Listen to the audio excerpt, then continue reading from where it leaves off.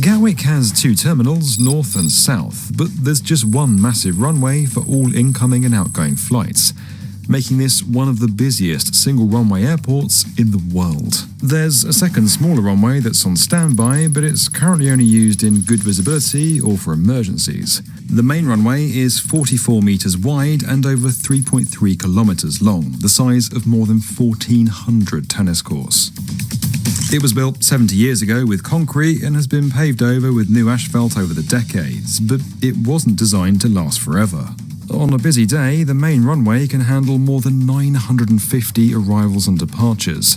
At some points, 55 planes are flying in and out of Gatwick every hour, and flight paths need to be meticulously coordinated around the availability of the runway. Squeezed in between the waves of traffic, a gap is created for the airfield operations team to run in and make sure there's no debris or birds in the way. To make planning even more complicated, everything can change with a shift of the breeze. Planes actually work best if they're flying into the wind, so if the wind is blowing to the west, everyone flies in and out of the east. But if the direction of the wind changes in the evening, everything flips to the other direction. It's a 24-hour operation, and the margin for error is tight.